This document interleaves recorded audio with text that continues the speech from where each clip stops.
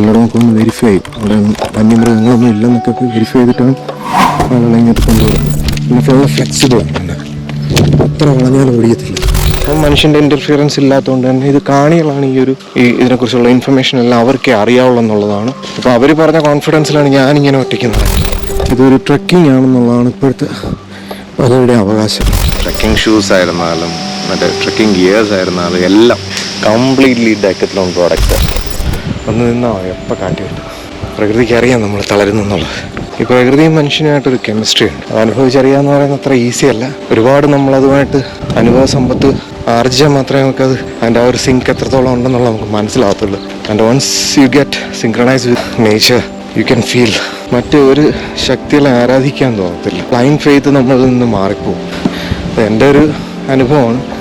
നമ്മൾ പല ഒബ്സ്റ്റക്കിൾസ് നമ്മുടെ മുന്നിൽ വന്ന് നിൽക്കുമ്പോൾ നമ്മൾ നിരാശരാകും. പക്ഷെ പിന്നീട് വിദൂരത്തിൽ നോക്കുമ്പോഴത്തേക്ക് ആ വന്നൊരു ഒബ്സ്റ്റക്കിൾ നമുക്ക് ചിലപ്പോൾ പിന്നീടുള്ള യാത്രയിൽ അത് വളരെ ബെനിഫിഷ്യലായി മാറിയെന്ന് നമുക്ക് തിരിച്ചറിയാൻ കഴിയും. അപ്പോൾ നമുക്ക് മനസ്സിലാക്കാം അത് പ്രകൃതി നമുക്കായിട്ട് നമ്മളെ ഡൈവേർട്ട് ചെയ്യാനുള്ളൊരു ശ്രമം നടത്തിയതാണ്. അവിടെ നമ്മൾ കോട്ടപ്പ് ആവുന്നെങ്കിൽ നമ്മളതിൽ സക്സീഡ് ചെയ്തു എന്നുള്ളത് നമ്മൾ പിന്നീട് റിയലൈസ് ചെയ്യും. വീണ്ടും അങ്ങനെ കാറ്റടിക്കുന്നു.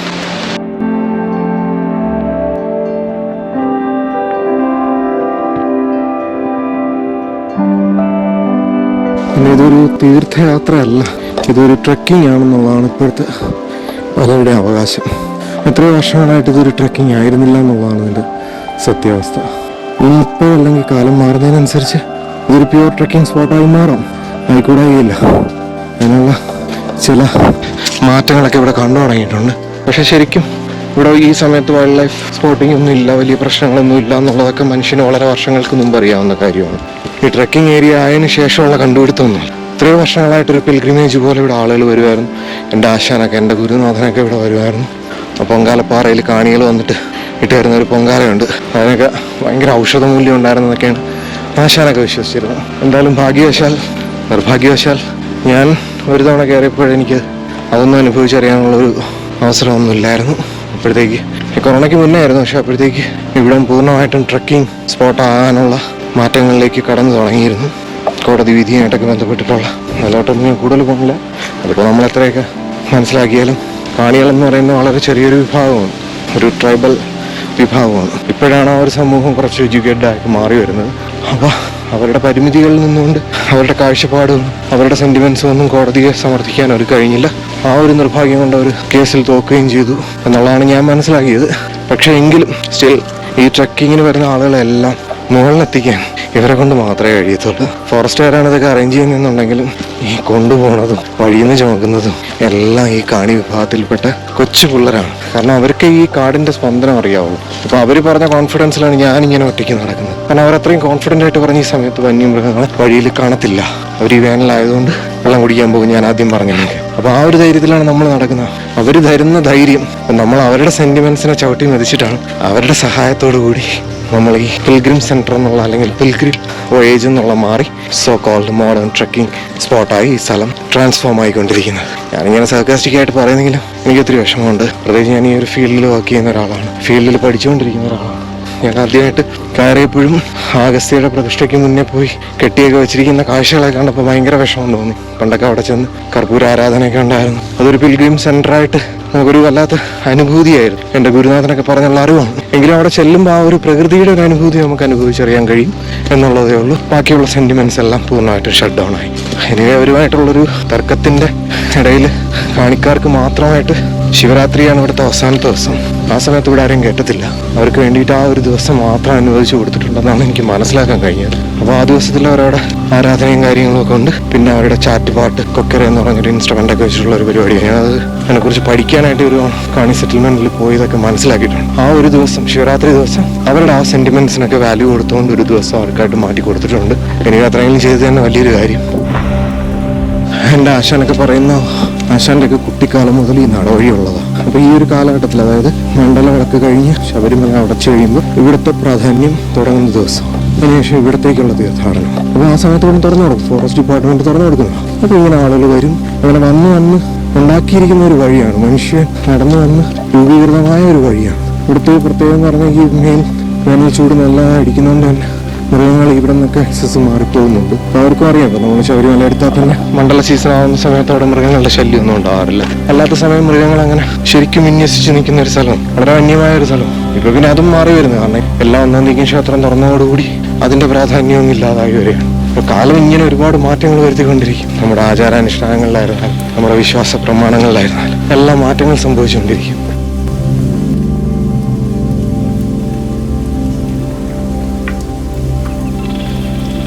പിന്നെ ഈ സീസൺ തുടങ്ങുന്നതിൻ്റെ ഏറ്റവും മുന്നേ ഈ കാണികൾ ഈ വഴികളിലൊക്കെ പ്രശ്നങ്ങളൊന്നും ഇല്ലെന്ന് ഉറപ്പുവരുത്തി. ഇപ്പോഴും കാലത്തെ ട്രക്കിംഗ് സ്റ്റാർട്ട് ചെയ്യുന്നതിന് മുമ്പ് ഇവരൊരു പല സ്ഥലങ്ങളിലായിട്ട് ഇവർ റൗണ്ട് ചെയ്ത് എല്ലായിടമൊക്കെ ഒന്ന് വെരിഫൈ ചെയ്യും. അവിടെ വന്യമൃഗങ്ങളൊന്നും ഇല്ലെന്നൊക്കെ വെരിഫൈ ചെയ്തിട്ടാണ് ആളുകളെ ഇങ്ങോട്ട് കൊണ്ടുവരുന്നത്. അപ്പോൾ അതിനും കാണികളെ നമുക്ക് ഡിപ്പെൻഡ് ചെയ്തേ പറ്റൂ. പക്ഷേ അവരുടെ സെൻറ്റിമെൻറ്റ്സിനൊന്നും നമുക്കൊരു വാല്യൂ ഇല്ല, നമ്മളൊരു വാല്യൂ കൊടുക്കത്തുമില്ല. ഈ കാണി എന്നുള്ള പേരെങ്ങനെ വന്നെന്ന് എൻ്റെ ഗുരു പറഞ്ഞൊരു ഇൻഫർമേഷനോടെ ഞാൻ ഷെയർ ചെയ്യാം. പണ്ട് അസ്ഥിഗുരുവിന് ഒരു ആശ്രമം ഉണ്ടായിരുന്നു, പൊതികയിലായിരുന്നു. അത് ശരിക്കും തമിഴ്നാടിൻ്റെ പോർഷൻ. ഇപ്പോഴും നമ്മുടെ ഈ ഒരു അസ്ഥികൂടത്തിൻ്റെ ടോപ്പ് ഇരിക്കുന്നത് മുണ്ടന്തുറൈ വൈൽഡ് ലൈഫ് സാങ്ച്വറിയുടെ ഭാഗമായിട്ടാണ്, ടൈഗർ റിസർവിലാണ്. വൈൽഡ് ലൈഫ് സാങ്ച്വറി അല്ല, മുണ്ടന്തുറൈ വൈൽഡ് ലൈഫ് സാങ്ച്വറിയുടെ അണ്ടറിൽ വരുന്ന മുണ്ടന്തുറൈ ടൈഗർ റിസർവിൻ്റെ ഭാഗമായിട്ടാണ്. അത് തെറ്റിയില്ലല്ലോ? ഇല്ല, അവിടെ വഴി കാണുന്നുണ്ട്.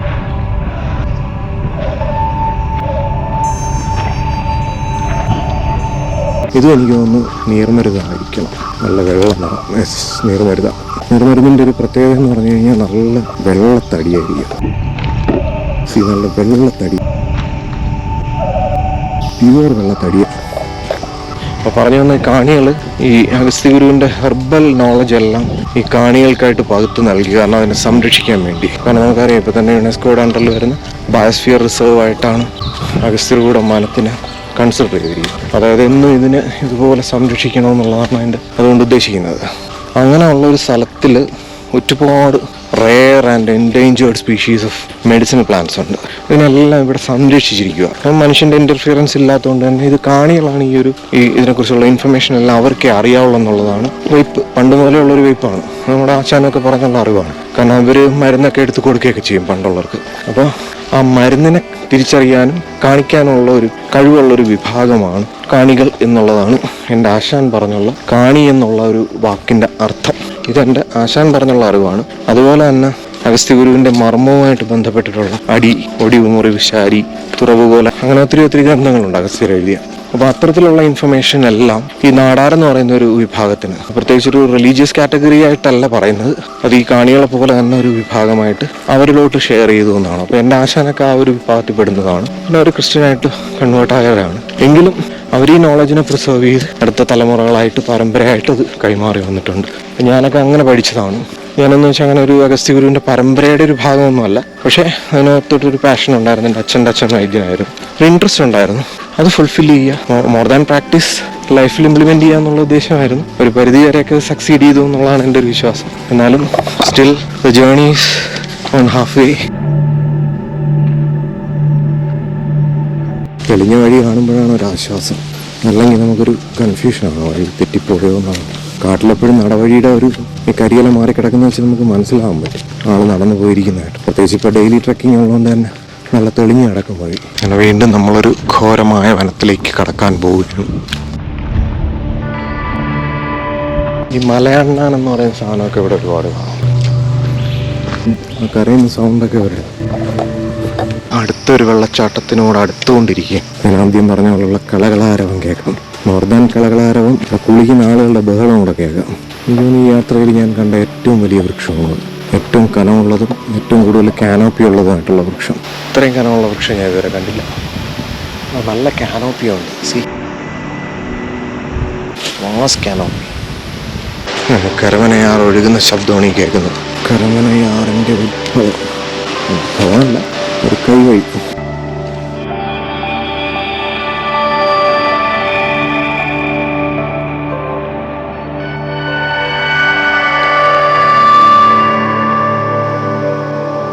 ഈ ഫോറിൻ കൺട്രീസിലാണൊക്കെയുള്ള ട്രക്കിങ് ഇവിടെ വന്നതിന് ശേഷം ബിസിനസ് വൈസ് ഒരുപാട് ബെനിഫിറ്റ് ആയി വന്നത് നമ്മുടെ ഡെക്കത്ലോൺ. ഒരുവിധമുള്ള എല്ലാവരുടെയും ലഗേജ് ആയിരുന്നാലും അവരുടെ കോസ്റ്റ്യൂംസ് ആയിരുന്നാലും ട്രക്കിംഗ് ഷൂസ് ആയിരുന്നാലും മറ്റേ ട്രക്കിംഗ് ഗിയേഴ്സ് ആയിരുന്നാലും എല്ലാം കംപ്ലീറ്റ്ലി ഡെക്കത്ലോൺ പ്രോഡക്ട്സ്.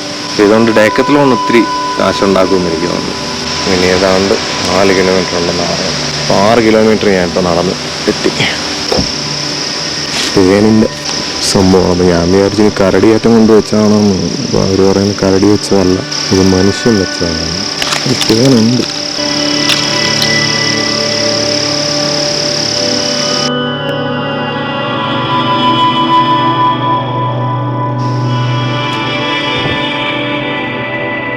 ഇത്തിരി കയറ്റമാണ്.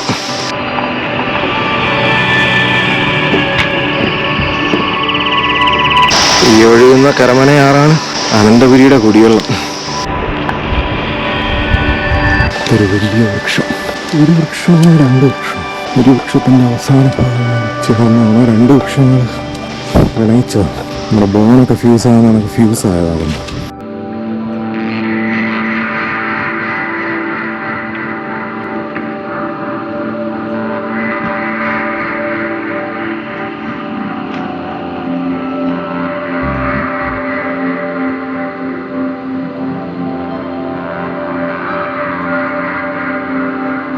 വഴി നമുക്ക് കുറവാണ്.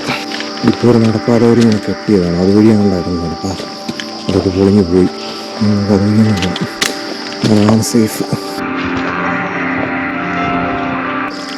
അവിടെ ഒരു ഉറവുണ്ട്.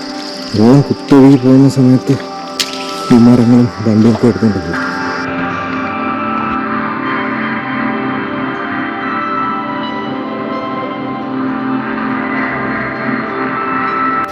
ഇവിടെയാണ് ഈ ഒരു സാധനത്തിൻ്റെ ബെനിഫിറ്റ്. നല്ല സപ്പോർട്ട് വരും. ഇവൻ ആദ്യമായിട്ട് കാസർഗോഡും പോയപ്പോൾ കൊണ്ടുപോകാൻ ഓടിയാണ്. അവിടുത്തെ ഇതിൻ്റെ ഈ എൻഡ് ഇങ്ങനെ ചതഞ്ഞു പോകും. ഒഴിഞ്ഞൊന്ന് കട്ട് ചെയ്ത് ഷേപ്പ് ചെയ്ത് കൊടുക്കും. എങ്കിലും എൻ്റെ ഹൈറ്റ് വെച്ചിട്ട് എനിക്ക് ട്രക്ക് ചെയ്യാൻ ഞാൻ ധാരാളമാണ്. ഞാൻ ഈ ബുള്ളറ്റിൽ വെച്ച് കെട്ടിക്കൊണ്ട് വരികയും ചെയ്യും. പിന്നെ ഇതിൻ്റെ ഒരു പ്രത്യേകത എന്ന് പറഞ്ഞാൽ ചൂരിലായതുകൊണ്ട് ഒട്ടും വെയിറ്റ് വയ്ക്കും.